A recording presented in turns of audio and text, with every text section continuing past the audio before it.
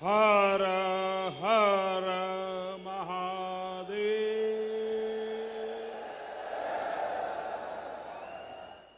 जय श्री महाकाल। जय श्री महाकाल महाराज की जय।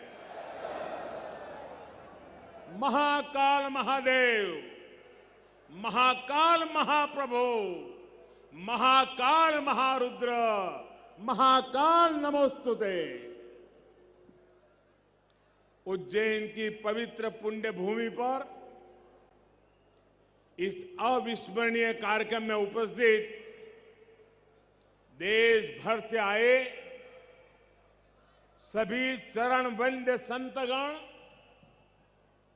सम्माननीय साधु सन्यासीगण, मध्य प्रदेश के राज्यपाल श्रीमान मंगूभाई पटेल, छत्तीसगढ़ की राज्यपाल बहन अनसुईया उइके जी, झारखंड के राज्यपाल श्रीमान रमेश बैस जी, मध्य प्रदेश के मुख्यमंत्री भाई शिवराज सिंह चौहान जी, केंद्रीय मंत्रिमंडल के मेरे सहयोगी, राज्य सरकार के मंत्रीगण, सांसदगण, विधायकगण, भगवान महाकाल के सभी कृपा पात्र श्रद्धालुगण, देवी और सज्जनों, जय महाकाल। उज्जैन की ये ऊर्जा, ये उत्साह, अवंतिका की ये आभा,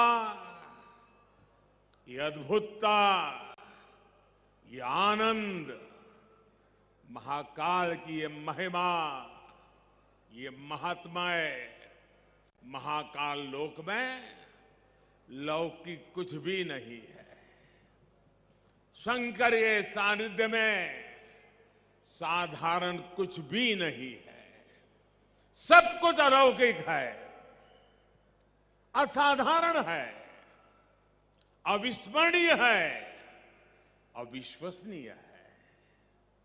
मैं आज महसूस कर रहा हूं, हमारी तपस्या और आस्था से जब महाकाल प्रसन्न होते हैं तो उनके आशीर्वाद से ऐसे ही भव्य स्वरूप का निर्माण होता है।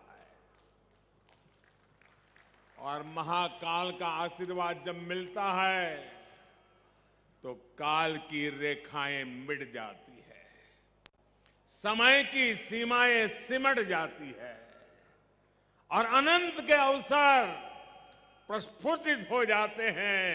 अंत से अनंत यात्रा आरंभ हो जाती है। महाकाल लोक की ये भव्यता भी समय की सीमाओं से परे आने वाली कई पीढ़ियों को अलौकिक दिव्यता के दर्शन कराएगी। भारत की सांस्कृतिक और आध्यात्मिक चेतना को ऊर्जा देगी। मैं इस अद्भुत अवसर पर राजाधिराज महाकाल के चरणों में शत शत नमन करता हूं। मैं आप सभी को देश और दुनिया में महाकाल के सभी भक्तों को हृदय से बहुत बहुत बधाई देता हूं। विशेष रूप से भाई शिवराज सिंह चौहान और उनकी सरकार, उनका मैं हृदय से अभिनंदन करता हूं, जो लगातार इतने समर्पण से इस सेवा यज्ञ में लगे हुए हैं। साथ ही मैं मंदिर ट्रस्ट से जुड़े सभी लोगों का, संतों और विद्वानों का भी आदरपूर्वक धन्यवाद करता हूं, जिनके सहयोग से इस प्रयास को सफल किया है। साथियों, महाकाल की नगरी उज्जैन के बारे में हमारे यहां कहा गया है, प्रलयो न बाधते, प्रलयो न बाधते तत्र महाकालपुरी, अर्थात महाकाल की नगरी प्रलय के प्रहार से भी मुक्त है। हजारों वर्ष पूर्व जब भारत का भौगोलिक स्वरूप आज से अलग रहा होगा, तब से ये माना जाता रहा है कि उज्जैन भारत के केंद्र में है। एक तरह से ज्योतिषीय गणनाओं में उज्जैन न केवल भारत का केंद्र रहा है, बल्कि ये भारत की आत्मा का भी केंद्र रहा है। ये वो नगर है जो हमारी पवित्र 7 पुरियों में से एक गिना जाता है। ये वो नगर है जहां स्वयं भगवान कृष्ण ने भी आकर शिक्षा ग्रहण की थी। उज्जैन ने महाराजा विक्रमादित्य का वो प्रताप देखा है जिसने भारत के नए स्वर्ण काल की शुरुआत की थी। महाकाल की इस धरती से विक्रम संवत के रूप में भारतीय काल गणना का एक नया अध्याय शुरू हुआ था। उज्जैन के क्षण क्षण में, पल पल में इतिहास सिमटा हुआ है। कण कण में आध्यात्म समाया हुआ है और कोने कोने में ईश्वरीय ऊर्जा संचारित हो रही है। यहां काल चक्र का 84 कल्पों का प्रतिनिधित्व करते 84 शिवलिंग है।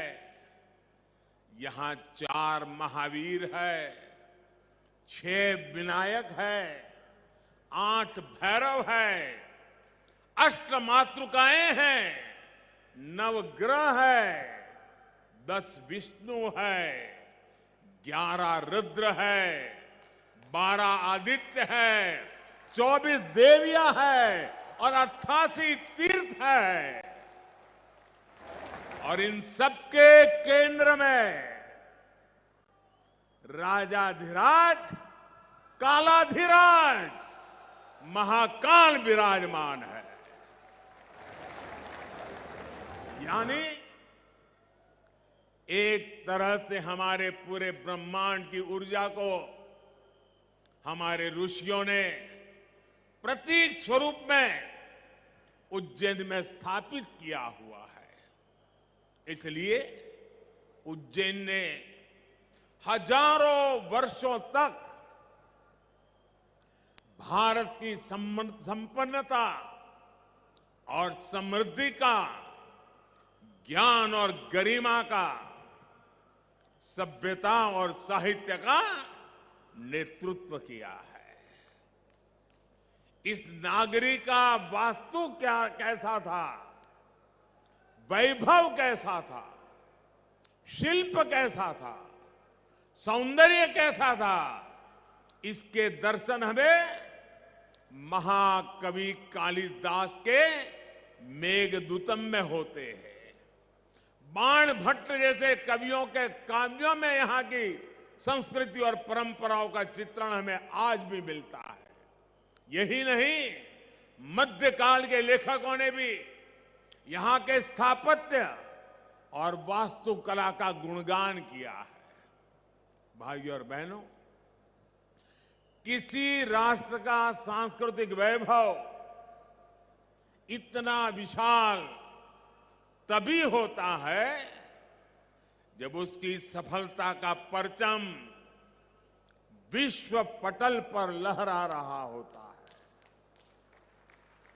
और सफलता के शिखर तक पहुंचने के लिए भी ये जरूरी है कि राष्ट्र अपने सांस्कृतिक उत्कर्ष को छुए, अपनी पहचान के साथ गौरव से सर उठा करके खड़ा हो जाए। इसलिए आजादी के अमृत काल में भारत ने गुलामी की मानसिकता से मुक्ति और अपनी विरासत पर गर्व जैसे पंच प्राण का आह्वान किया है। इसलिए आज अयोध्या में भव्य राम मंदिर का निर्माण पूरी गति से हो रहा है। काशी में विश्वनाथ धाम भारत की सांस्कृतिक राजनीति का गौरव, राजधानी का गौरव बढ़ा रहा है। सोमनाथ में विकास के कार्य नए कीर्तिमान स्थापित कर रहे हैं। उत्तराखंड में बाबा केदार के आशीर्वाद से केदारनाथ, बद्रीनाथ तीर्थ क्षेत्र में विकास के नए अध्याय लिखे जा रहे हैं। आजादी के बाद पहली बार 4 धाम प्रोजेक्ट के जरिए हमारे चारों धाम ऑल वेदर रोड से जुड़ने जा रहे हैं। इतना ही नहीं, आजादी के बाद पहली बार करतारपुर साहिब कॉरिडोर खुला है, हेमकुंड साहिब रोपवे से जुड़ने जा रहा है। इसी तरह स्वदेश दर्शन और प्रसाद योजना से देश भर में हमारी आध्यात्मिक चेतना के ऐसे कितने ही केंद्रों का गौरव पुनः स्थापित हो रहा है।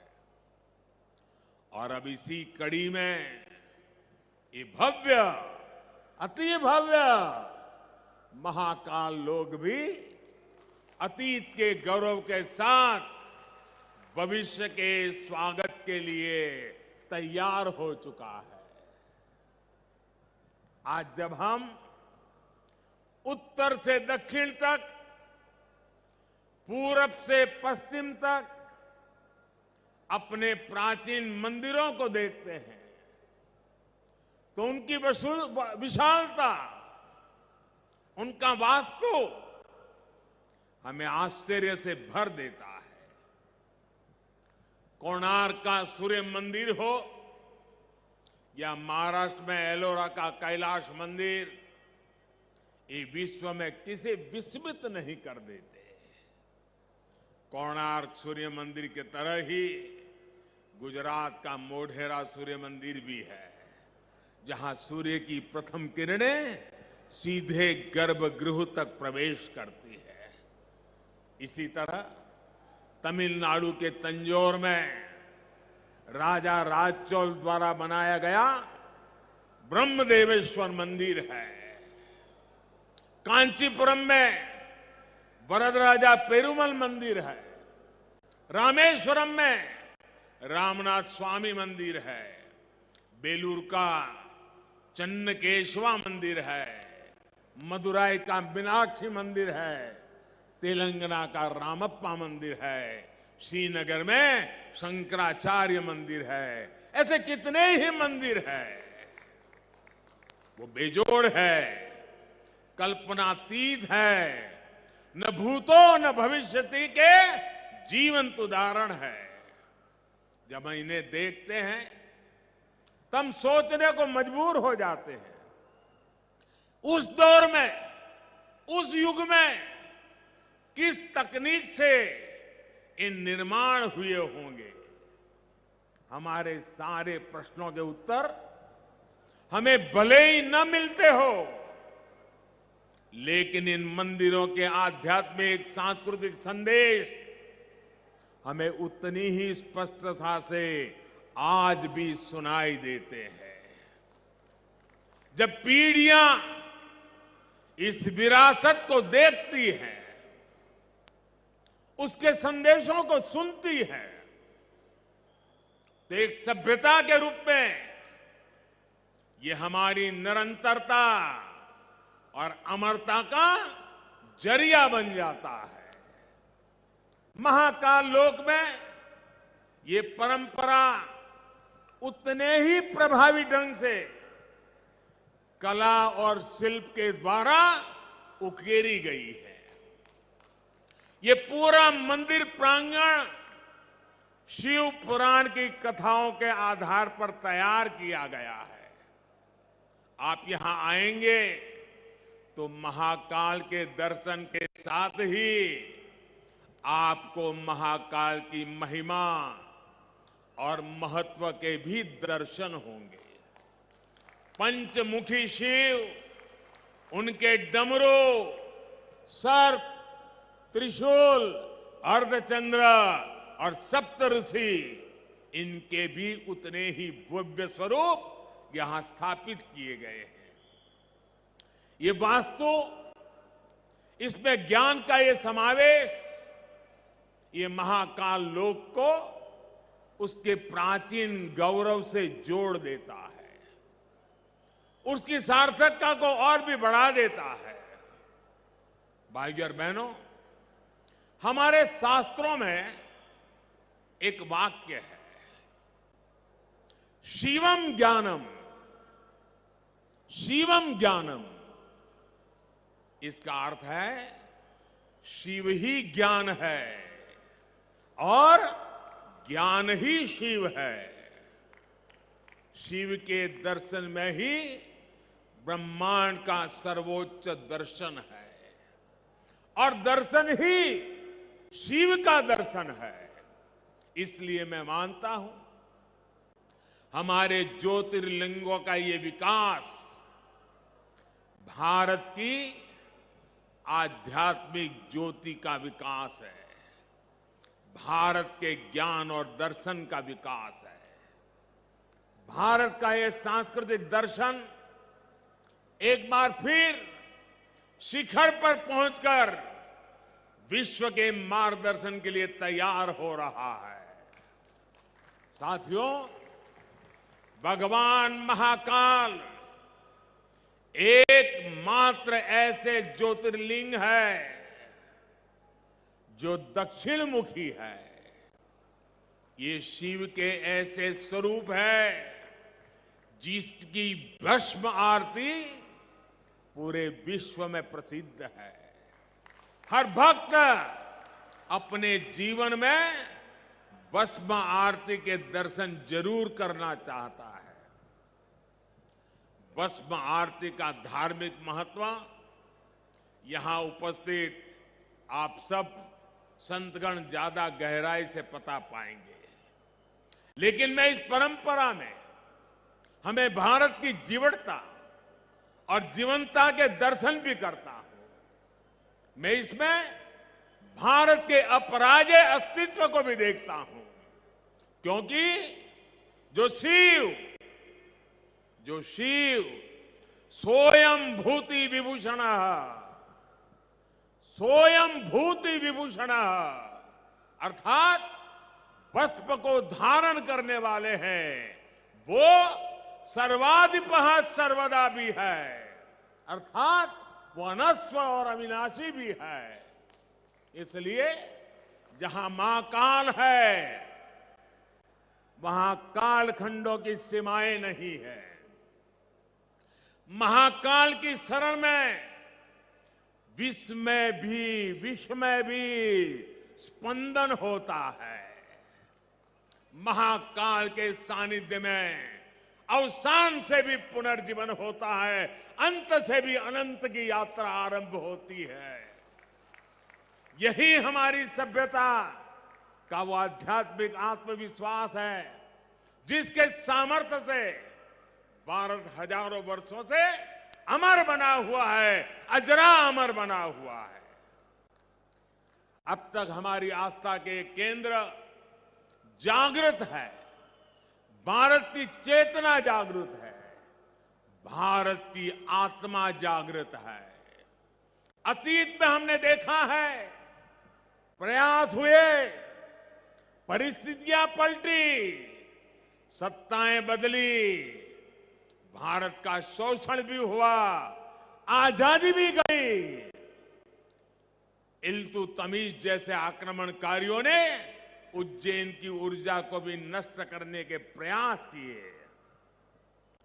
लेकिन हमारे ऋषियों ने कहा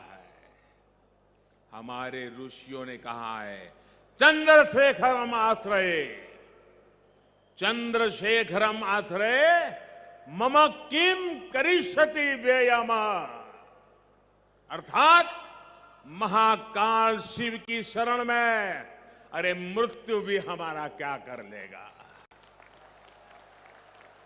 और इसलिए भारत अपनी आस्था के इन प्रामाणिक केंद्रों की ऊर्जा से फिर पुनर्जीवित हो उठा, फिर उठ खड़ा हुआ। हमने फिर अपने अमरत्व की वैसी ही विश्वव्यापी घोषणा कर दी।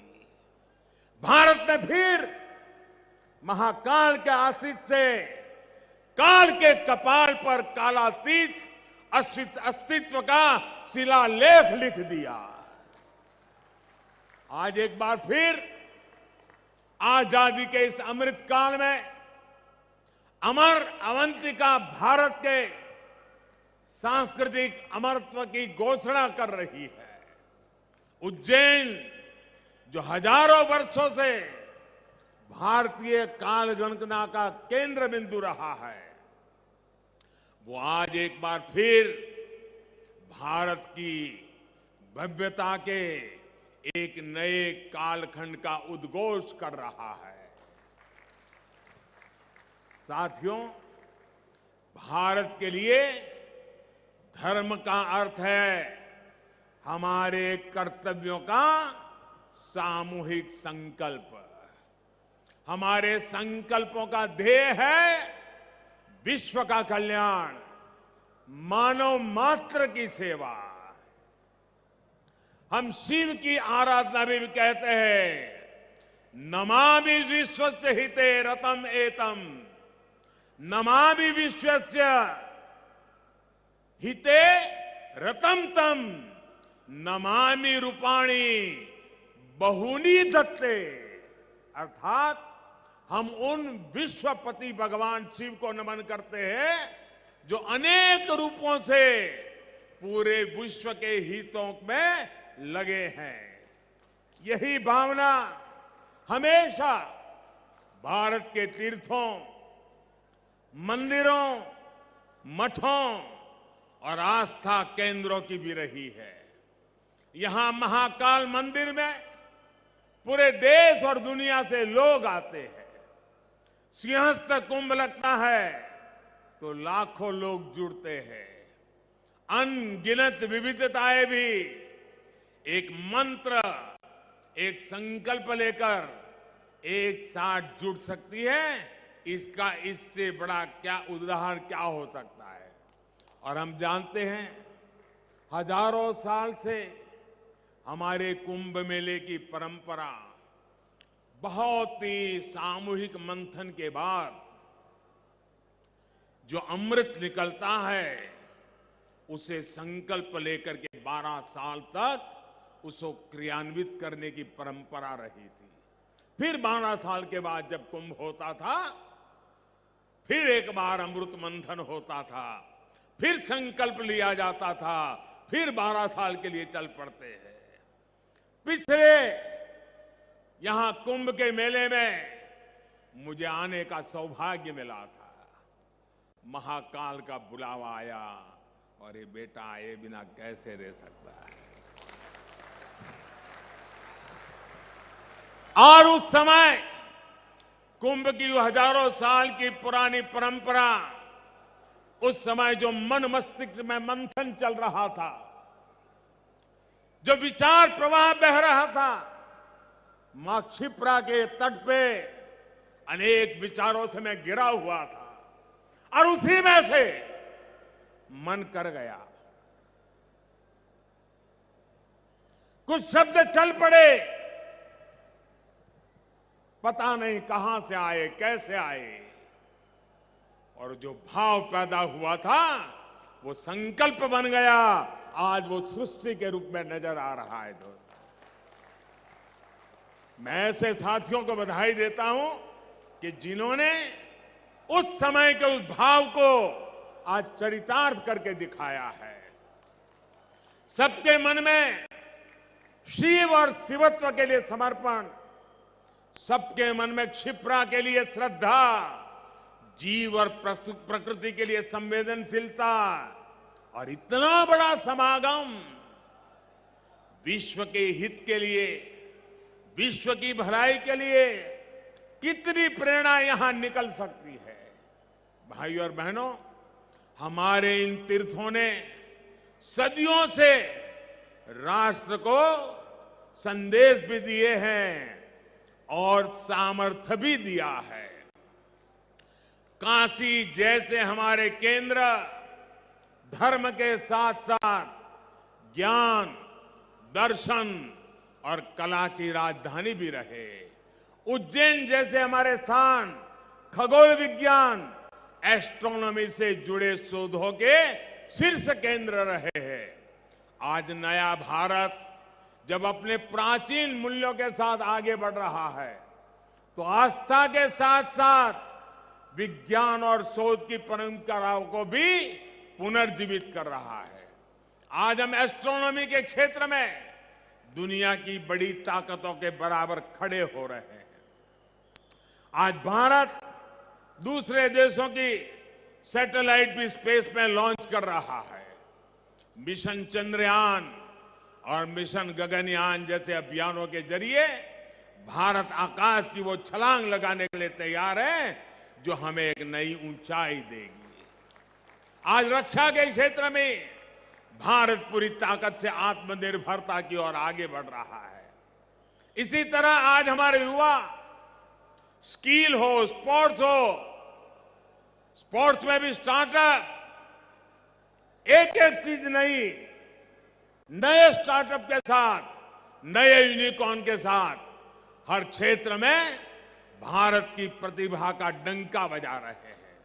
और भाइयों बहनों, हमें भी याद रखना है, ये न भूले, जहां इनोवेशन है वहीं पर रिनोवेशन भी है। हमने गुलामी के कालखंड में जो खोया, आज भारत उसे रिनोवेट कर रहा है। अपने गौरव की, अपने वैभव की पुनर्स्थापना हो रही है। और इसका लाभ सिर्फ भारत के लोगों को नहीं, विश्वास रखिए साथियों, महाकाल के चरणों में बैठे हैं, विश्वास से भर जाइए। और मैं विश्वास से कहता हूं, इसका लाभ पूरे विश्व को मिलेगा, पूरी मानवता को मिलेगा। महाकाल के आशीर्वाद से भारत की भव्यता पूरे विश्व के विकास के लिए नई संभावनाओं को जन्म देगी। भारत की दिव्यता पूरे विश्व के लिए शांति के मार्ग प्रशस्त करेगी। इसी विश्वास के साथ भगवान महाकाल के चरणों में मैं एक बार फिर सर झुका करके प्रणाम करता हूं। मेरे साथ पूरे भक्ति भाव से बोलिए, जय महाकाल, जय जय महाकाल, जय जय महाकाल, जय जय महाकाल, जय जय महाकाल, जय जय महाकाल,